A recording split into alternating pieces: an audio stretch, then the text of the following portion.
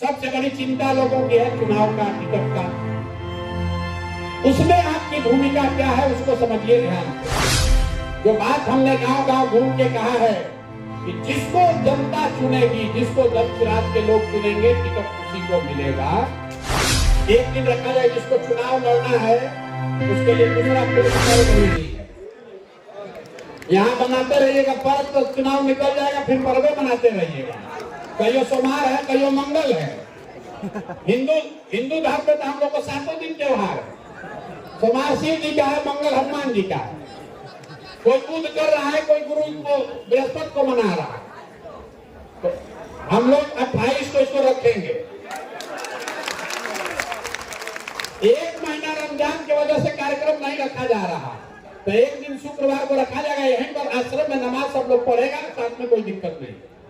तो 28 तारीख को जिला की, संगठन जिला की और प्रखंड के पदाधिकारियों का एक मुश्त बैठक हम लोग करेंगे। और उस दिन तक आप ये करेंगे तो हम लोग क्या करेंगे?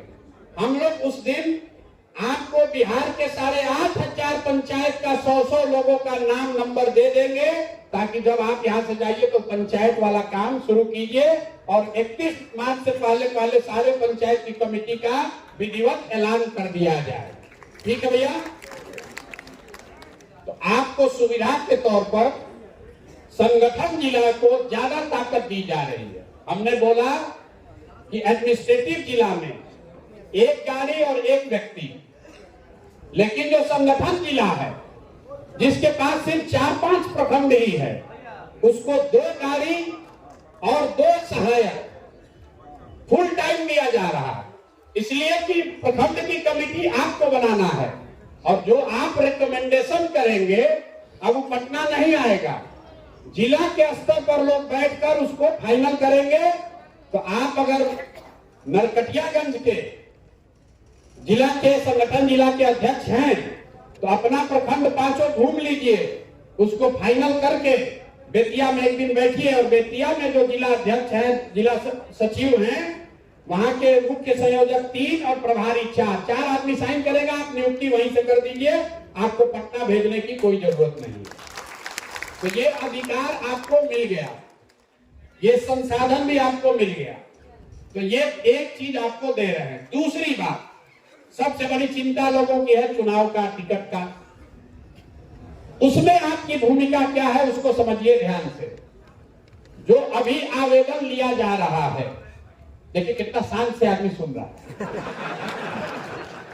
संगठन के बात कीजिए, आदमी बतिया रहा। टिकट के बात किए कि पिन ड्रॉप साइलेंस हुआ। ठीक है, होना ही चाहिए। 243 को दूल्हा चुनाना है, दूल्हा या दूल्हा। तो उसमें आप अपनी जिम्मेवारी समझिए। जो बात हमने गांव गांव घूम के कहा है कि जिसको जनता चुनेगी, जिसको जनसुराज के लोग चुनेंगे, टिकट उसी को मिलेगा। तो अब वो जिम्मेवारी आपको दी जा रही है। अभी आवेदन लिया जा रहा है। कुल 12,500 लोगों ने अप्लाई कर दिया। 12,500 आदमी लोग आवेदन दे चुके। 21,000 रुपया भी लोग जमा कर रहे हैं। आप बताइए कि जनसुराज में लोग कहता है कि इसमें 1 रुपया कोई खर्चा नहीं करता है। सब सोचता है कि प्रशांत किशोर के पास बहुत रुपया है, 1 रुपया खर्चा नहीं करता। आवेदन के नाम पर लोग 21,000 रुपया दे रहे हैं। तो पहली बात आप समझिए, 21,000 रुपया क्यों लिया जा रहा है? 21,000 रुपया इसलिए लिया जा रहा है कि जो गैर सीरियस कैंडिडेट है वो थोड़ा हट जाए। दूसरी बात, इस पैसे का कोई इस्तेमाल टेंट तंबू प्रशांत किशोर के लिए नहीं होगा।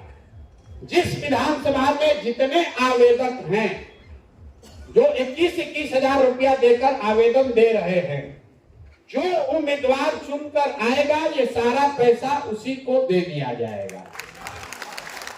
1 रुपया भी ये पैसा जनसुराज या जनसुराज के किसी नेता के हाथ लगने वाला नहीं है।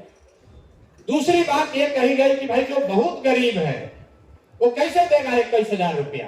ये सवाल आपको समाज में पूछा जा रहा होगा। तो ये बात का 2 जवाब है। पहली बात कि जो लोग चुनाव लड़ना चाह रहे हैं, ये 21,000 क्यों रखा गया? ये तय किया गया कि भाई कम से कम आपके विधानसभा क्षेत्र में 50 व्यक्ति ऐसा जरूर होना चाहिए जो आपके नाम पर 500 रुपया देने को तैयार हो। आप भाई वोट आपको लेना है 50,000, 50 आदमी तो ऐसा होना चाहिए जहां आप जाकर हाथ फैलाइए, 500 रुपया लीजिए कि भाई हमको आवेदन देना है, तुम हमको 500 रुपया दो। और अगर 50 लोग भी 500 रुपया देंगे तो 25,000 रुपया हो जाएगा। 4,000 रुपया आने जाने का भाड़ा हो गया है, 21,000 रुपया जमा कर दीजिएगा। अब ये कहेगा भैया हम काहे मांगे?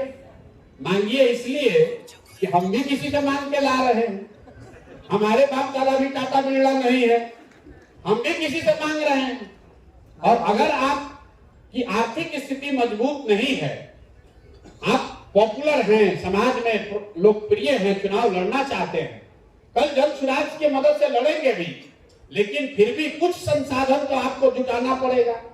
और वो संसाधन जुटाने के लिए आपको चंदा मांगने का आदत बनना चाहिए, क्योंकि हम लोगों ने देखा उपचुनाव में लोग संसाधन तो ले ही रहे जन सुराज का, अपने घर का चाय का खर्चा भी जन सुराजे को बिल भेज रहा, अपने गाड़ी में पेट्रोल भरा रहा, वो भी कह रहा है कि भी जन सुराजे से लीजिए, प्रसाद जी कहे हैं कि सबका रुपया हम ही देंगे। तो ये नियत नहीं होनी चाहिए। गरीब आदमी को जरूर मदद किया जाएगा, पैसे के बगैर कोई चुनाव ना हारे इसकी व्यवस्था की जाएगी, लेकिन नियत से जो लोग ठगने आ रहे हैं उनकी पहचान भी होनी चाहिए ना भाई। नहीं तो क्या होगा, जो सही में गरीब है, जिसको जरूरत है, उसको नहीं मिलेगा। जो लुटने आया है सोच रहा है चलो यार बढ़िया बुर्बक फंसे है, प्रसाद किशोर इन्हीं से 2-4-10 लाख रुपया कमा लेते हैं। लेकिन इसके साथ एक और प्रावधान किया गया।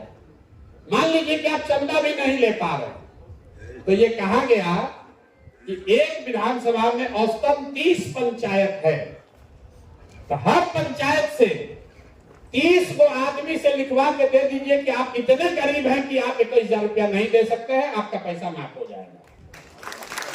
ठीक है भाई, आप गरीब हैं, साइकिल उठाइए, 30 पंचायत में घूम जाइए और लिखवा लीजिए 30 लोगों से कि भैया ये बहुत गरीब है, तो पैसा नहीं लगेगा पैसा।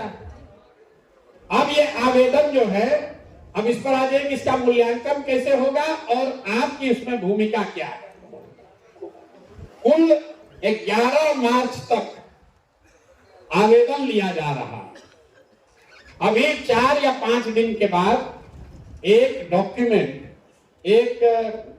का हिंदी क्या हुआ, एक दस्तावेज जारी किया जाएगा, जिसमें यह लिखा रहेगा कि जिन लोगों ने आवेदन किया है उनको कैसे आगे की तैयारी करनी है और किन बिंदुओं पर उनका मूल्यांकन किया जाएगा। ऐसे 25 बिंदु, ऐसा नहीं है कि आप आवेदन किए और हम कह दिए कि सर्वे में आपका नाम नहीं आया इसलिए आपका कट गया। 25 बिंदुओं पर आपका मूल्यांकन किया जाएगा। 0 से लेकर 10 तक में नंबर आपको दिया जाएगा। जैसे अगर आप संगठन में किसी जिम्मेवारी के पद पर हैं और आपको 5 नंबर मिला, आपके मुकाबले जो जन सुराज ज्वाइन किया लेकिन संगठन में जगह नहीं पाया, उसको 0 मिलेगा।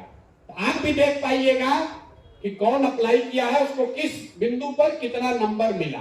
ये नंबर देगा कौन? ये नंबर देंगे आप।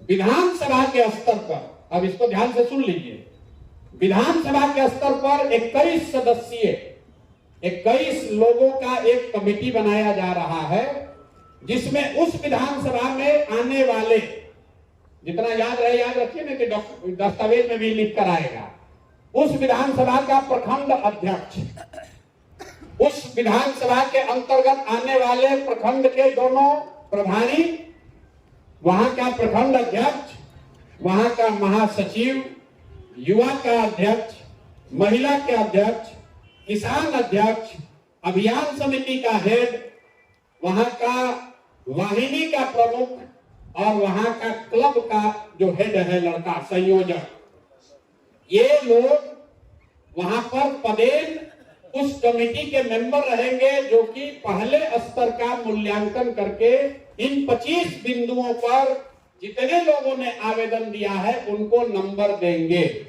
मतलब वो वरीयता बनाएंगे, 1 पर कौन, 2 पर कौन, 3 पर कौन, 4 पर कौन, 21 लोग मिलकर करेंगे।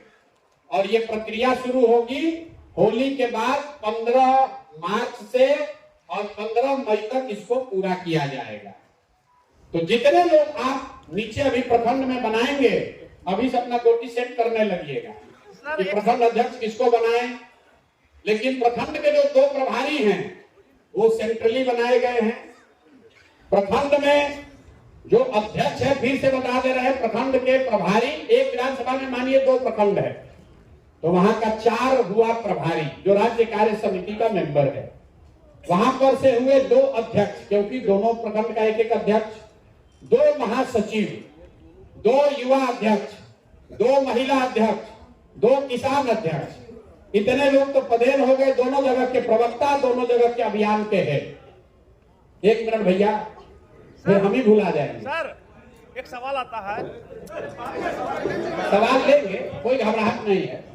21 सदस्यीय कमेटी, जितने आवेदक हैं उनको 25 पैरामीटर पर ऐसे कहानी नहीं लिखेंगे, उनको नंबर देना है, 4, 1, 2, 5, 6 जो भी नंबर दे, और उसके आधार पर एक वरीयता का क्रम बनेगा।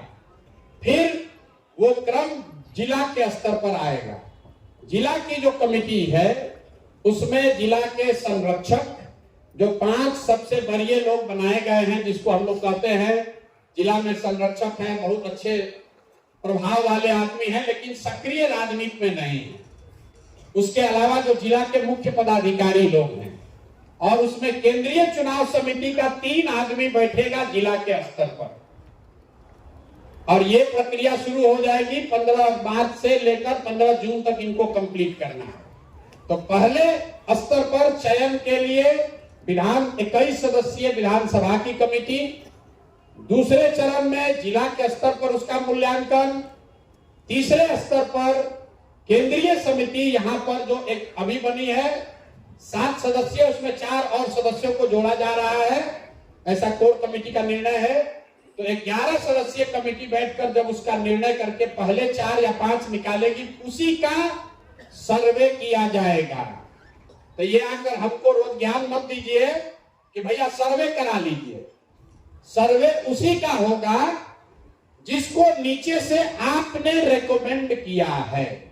अगर जन सुराज के साथियों ने, जन सुराज के पदाधिकारियों ने किसी का नाम टॉप 5 में नहीं डाला तो उसका नाम सर्वे में भी नहीं आएगा। टिकट लेने का तो बातें छोड़ दीजिए, तो ठीक है ना। लोग बोले नहीं, जो टिकटधारी है सब चुप है, ये ठीक है ना भाई। अरे आपकी भागीदारी, अब आपको ये ताकत मिल रहा है।